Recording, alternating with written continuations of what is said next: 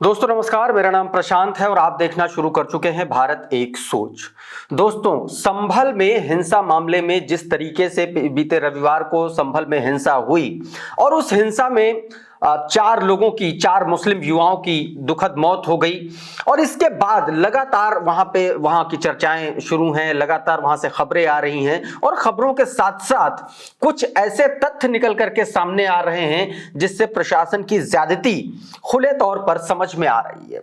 इसको लेकर के समाजवादी पार्टी लगातार भारतीय जनता पार्टी और पुलिस प्रशासन पर हमलावर है। अखिलेश यादव पहले ही कह चुके हैं कि यह दंगा जो है भारतीय जनता पार्टी की सरकार ने जानबूझ करके करवाया या होने दिया गया। कांग्रेस पार्टी के तमाम बड़े नेता चंद्रशेखर आजाद मिलने जा रहे थे वहां पर पीड़ितों से, उनको नहीं मिलने दिया गया।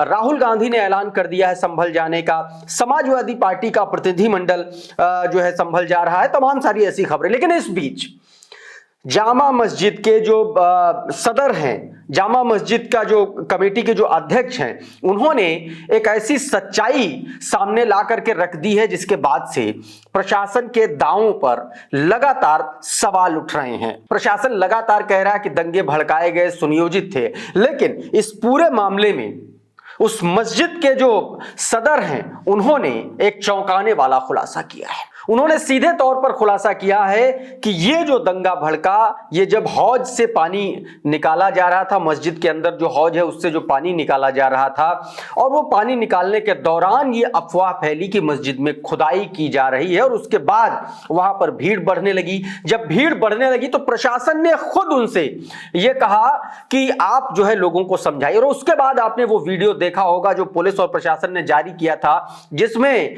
मुसलमानों से ये अपील की जा रही थी कि सर्वे शांतिपूर्ण तरीके से, बहुत शानदार तरीके से संपन्न हो चुका है, आप लोग अपने घर चले जाएं। और इस पर जो मस्जिद के जो सदर हैं उन्होंने ये कहा भी था और उसके बाद उनका कहना है कि लगभग 75% लोग वापस चले भी गए थे, लेकिन उस भीड़ के 25% लोग वहीं पर बने रहे और उनमें ये जो है अफवाह फैली और उसके बाद वहां पर पत्थरबाजी हुई। पुलिस ने आपने देखा कि किस तरीके से एसपी वहां पर दो धारी चाकू दिखा रहे थे, दोनों तरफ वाली चाकू दिखा रहे थे, तमाम तरीके के सबूत वो दिखा रहे थे। अभी तक जो वहां का अपडेट है वो मैं आपको बता देता हूं, फिर उसके बाद मस्जिद के जो सदर हैं उनका बयान सुनवाऊंगा और आप सुन करके दंग रह जाएंगे कि प्रशासन ने किस तरीके से वहां पर, कि प्रशासन का क्या दावा है और मुस्लिम पक्ष का क्या दावा है। साथियों, सबसे पहले मैं आपको बता दूं, अभी तक इस पूरे मामले में 7 मुकदमे दर्ज हुए हैं। 5 मुकदमे शहर कोतवाली में और 2 मुकदमे थाना नखासी में दर्ज किए गए हैं। ये जो 7 मुकदमे हैं इनमें से 6 नामजद लोगों को नामजद किया गया है और 2750 लोगों को जो है अज्ञात में नाम इन एफआईआर में दर्ज किया गया है। समाजवादी पार्टी के सांसद हैं जो संभल से, उनको मुख्य आरोपी बनाया गया है और विधायक के जो बेटे हैं सोहेल इकबाल, उनको, इन दोनों लोगों को मुख्य आरोपी बनाया गया और एफआईआर में पहले नंबर पर जियाउर रहमान का नाम है और दूसरे नंबर पर सोहेल इकबाल का नाम है। इसके अलावा दोस्तों, पुलिस का दावा है कि घटनास्थल से उसको एक चाकू, दोधारी चाकू, जिसका जिक्र एसपी साहब अपने प्रेस कॉन्फ्रेंस में कर रहे थे, दिखा रहे थे, वो बरामद हुई है। 315 बोर का जो के 12 कारतूस बरामद हुए हैं, खाली खोखे। इसके अलावा उपद्रव में 25 लोगों को जेल भेजा जा चुका, जिसमें 2 महिलाएं भी हैं। साथ में मैंने आपको बताया कि मस्जिद के जो सदर हैं जफर अली, जिन्होंने इस पूरी प्रेस कॉन्फ्रेंस की, उससे पहले उनको 4.5 घंटे तक पुलिस की हिरासत में पुलिस ने रखा। इसके बाद आकर के उन्होंने जो प्रेस कॉन्फ्रेंस की उसमें उन्होंने कुछ ऐसे चौंकाने वाले खुलासे किए हैं जो मुझे लग रहा है आपको भी सुनना चाहिए। पहले आप सुन लीजिए कि जफर अली का क्या कुछ कहना है इस पूरे मामले पर। तो मैंने फौरन ही अनाउंस किया कि गोली चलने के आदेश मिल चुके हैं पुलिस प्रशासन को, लिहाजा मेरी गुजारिश है, अल्लाह के वास्ते, खुदा के वास्ते, सारे लोग हट जाएं, चले जाएं, अपने अपने घरों को चले जाएं, शांति बनाए रखें। उसके बावजूद भी कुछ लोग वहाँ ये जानने के लिए रहे कि क्या वाकई में जामा मस्जिद की खुदाई हो रही, और किसी लिए नहीं, इसलिए। खुदाई की अफवाह किसने फैलाई जी? खुदाई की अफवाह किसने फैलाई? खुदाई की अफवाह इसलिए फैली कि वो पानी जब चारों तरफ चला तो पब्लिक में ये अफवाह हो गई, ये भ्रम हो गया, ये हो गया कि खुदाई चल रही है इसलिए ये पानी आ रहा, क्योंकि वो पानी आने का कोई टाइम था नहीं। अंदर से लगातार अनाउंसमेंट भी हो रही है और उसके बाद भी अफवाह फैल रही है, तो ये तो कहीं ना कहीं आप लोगों की कमियां रही ना। नहीं, हमारी क्या कमी रही, हम तो बराबर अनाउंस कर रहे हैं। पानी की जो कमी है, सबसे बड़ा जो अफवाह फैली है वो पानी को देख के फैली है कि ये पानी क्यों आ रहा है। इसका मतलब ये है कि अंदर खुदाई हो रही है। तो साथियों, कुछ इस तरीके से संभल में हिंसा अंजाम दी गई, लेकिन दूसरे पक्ष का क्या कुछ कहना है वो आपने सुन लिया। दोस्तों, आप सभी को पता है कि 19 नवंबर को 8 लोग याचिका लेकर के संभल डिस्ट्रिक्ट कोर्ट पहुंचते हैं और 8 तारीख को ही आदेश हो जाता है, 8 तारीख को ही पहला सर्वे हो जाता है। गोली की रफ्तार से, बिजली की रफ्तार से यह काम होता है। उस पर भी तमाम सारे सवाल उठ खड़े हुए, लेकिन सवाल यह है कि रविवार को जब दूसरा सर्वे होने जा रहा था तो वो कौन लोग थे जो मस्जिद में सर्वे करने के लिए जा रहे थे, वो कौन लोग थे, वो कौन पीछे से जो लोग थे धार्मिक नारे लगा रहे थे, उनका कुछ पता ही नहीं है।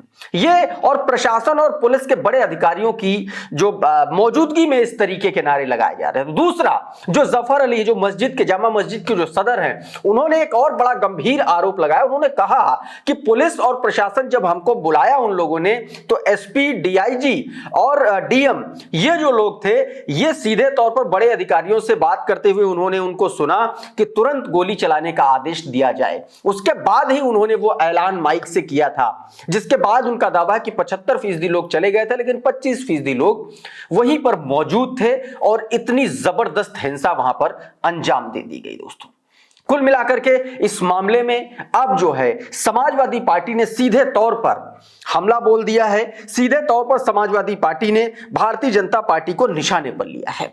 क्या कुछ समाजवादी पार्टी ने कहा है, क्या कुछ लिखा है, वो आपकी स्क्रीन पर है। दोस्तों, समाजवादी पार्टी की आईटी सेल अपने सोशल मीडिया हैंडल पर मस्जिद के जो सदर हैं जफर अली का वीडियो जारी करते हुए, पोस्ट करते हुए लिखती है कि संभल में शाही जामा मस्जिद के सदर जफर अली को पुलिस ने हिरासत में लिया। गिरफ्तारी से कुछ देर पहले उन्होंने प्रेस कॉन्फ्रेंस करके हिंसा के लिए प्रशासन को जिम्मेदार बताया था और सच बताते हुए कहा था कि एसडीएम ने मस्जिद के हौज का पानी खाली करवाया। इससे लोगों में अफवाह फैली कि मस्जिद में खुदाई हो रही और फिर यह हिंसा हुई। सीएम योगी बताएं कि उनके प्रशासन ने यह जानबूझकर साजिशन किया या लापरवाही से किया। अगर साजिशन किया तो इस हिंसा का जिम्मा कौन लेगा, सीएम योगी बताएं, और अगर लापरवाही से किया तो भी जिम्मेदारी प्रशासन की बनती है। जो व्यक्ति इस घटना की सच्चाई बता रहा है, तुरंत उसकी गिरफ्तारी सीएम योगी भाजपा सरकार के हिंसात्मक मंशा को प्रकट कर रही है और यह बेहद शर्मनाक और खतरनाक है। जो जामा मस्जिद के जो सदर थे जफर अली, इसी प्रेस कॉन्फ्रेंस के बाद दोस्तों उनको हिरासत में लिया गया और 4.5 घंटे के बाद उनको छोड़ा गया। तो दोस्तों, कुल मिलाकर के अब संभल मामले में क्या कुछ होगा आगे चल करके, इसको अभी वक्त आने वाला वक्त बताएगा। लेकिन एक बात तय है कि इस तरीके की जो कार्रवाई हुई है उस पर सवाल बहुत गंभीरता से उठाए जा रहे हैं। दोस्तों, अभी के इस वीडियो में फिलहाल इतना ही। ये वीडियो कैसा लगा हमें कमेंट बॉक्स में जरूर लिख भेजिए। बहुत बहुत शुक्रिया, बहुत बहुत धन्यवाद। जुड़े रहिए भारत एक सोच के साथ। नमस्कार।